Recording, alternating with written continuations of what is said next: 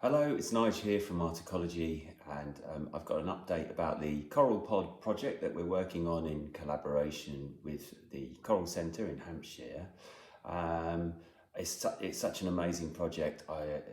It's gathering interest and gathering momentum in the way that it's playing out. So it's a hugely important project for all sorts of reasons. I mean, obviously the subject matter itself is an important one, the restoration or perhaps even recreation of coral reefs.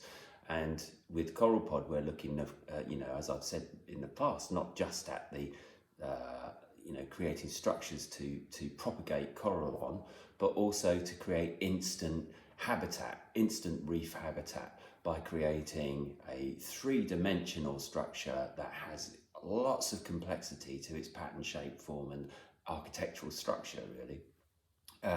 And we've done that in a novel way by making this modular system that is a series of domes that one sits inside another, so that you get this huge surface area in a pretty small space, but an amazing complexity of form inside, which is useful in so many ways to so many different species. So an unusual beginning for this project for us at Articology anyway is to not start with a field trial as we've done with vertipools and other things, but instead to start with tank trials at the amazing facility that the Coral Centre has got in near Fareham in Hampshire. And this is really important for a number of reasons, I think.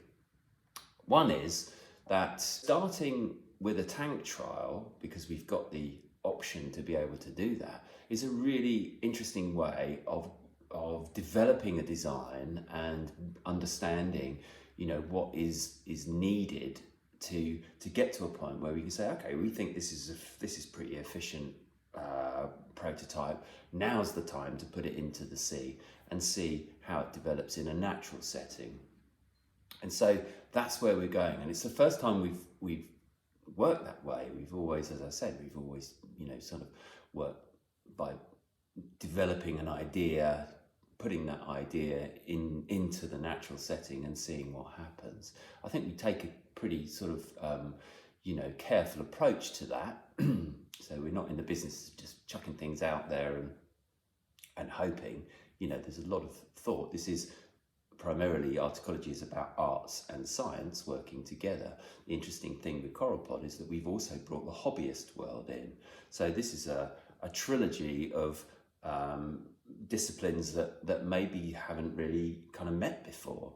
And I think that's really interesting, because there exists in the world of coral knowledge and understanding this enormous reservoir of expertise that is the hobbyist world, that I don't know has been sort of tapped into before by science and by the scientific endeavours of trying to recreate or reconstruct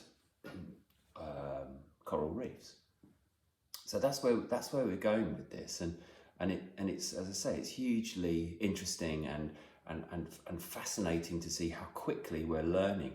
CoralPod has only been in the test tank for a week maybe, and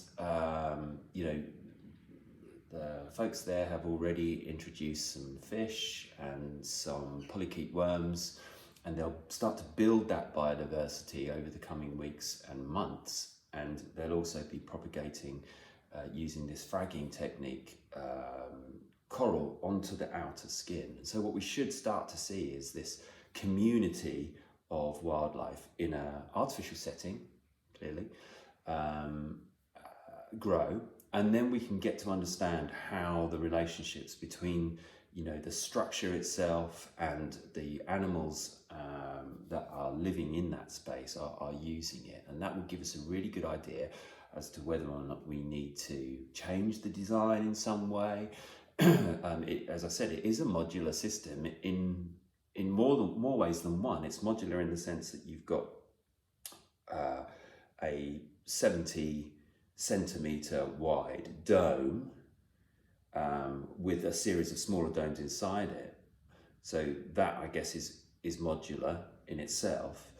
but also the system is modular because you can have another one next to it and another one next to that and another one next to that, and so you start to see how you can build up a reef structure quite quickly by adding these. And of course, the other thing is that 70 centimeters was as big as I could make the biggest dome in the setting that I've got here at the studio, and in principle you could go much bigger with that bigger dome if you wanted to, and smaller too, of course.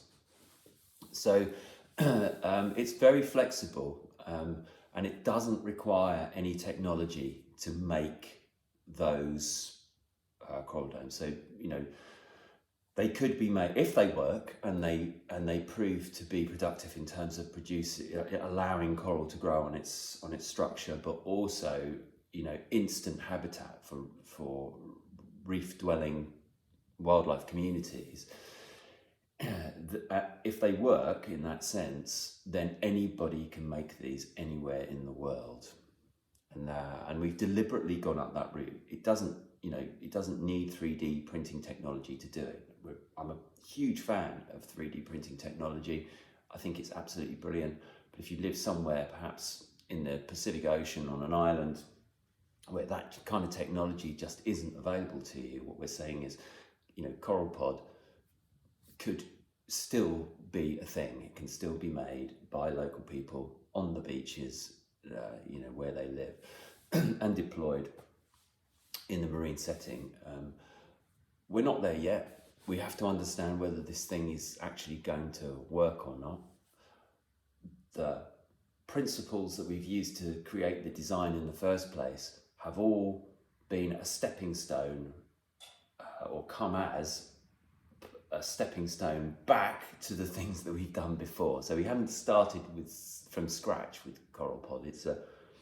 It's a logical step from things like the vertical and the biotiles that we've made in the past that have been trialled in marine settings, and all of the things that we've learned in the last, since 2013 have influenced the way that we are working on the CoralPod project. So we haven't started from cold. And of course we've also got the huge expertise of Rob Peck and his team at the Coral Centre, who are incredibly knowledgeable and skillful about their given subject, which is coral reefs, and in a hobbyist setting.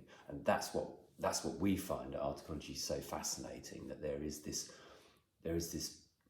community of citizen scientists, I suppose you'd call them, who are incredibly knowledgeable and have been keeping coral reefs alive in their own homes for years, and they know stuff. They've made observations. They know how to keep things alive.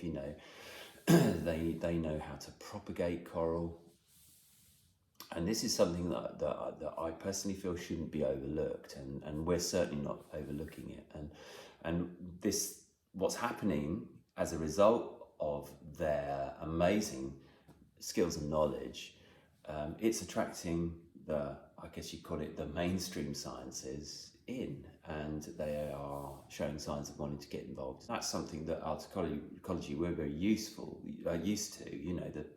The universities have gravitated towards what we do here, not because we are academics necessarily, although we have academics on the team, but because we have a novel approach to dealing with the same subjects that they're working on day in, day out. So there we are. CoralPod is happening. Watch this space. As we go into the new year, it's going to get more and more complex in terms of how we see the test tank populate and how we see it develop. And we're already having conversations with various universities and coral reef experts around the world about how we might collaborate with them. Ultimately, we hope that if if the tank trials go well, then we will be looking at doing some sea trials in the near future. Probably, I would say, well, I mean, unless something happens to change the plan, I imagine around 12 months' time we'll have a really good view of what's going on in that tank and how the wildlife is using it, and whether or not the coral is able to proliferate on the substrate that we've created the CoralPods from. And then, you know, as I say, we would hope to be able to get a sea trial going somewhere in the tropical regions of the world to see, you know, whether we can kind of create any benefit for the plight of coral reefs across the planet.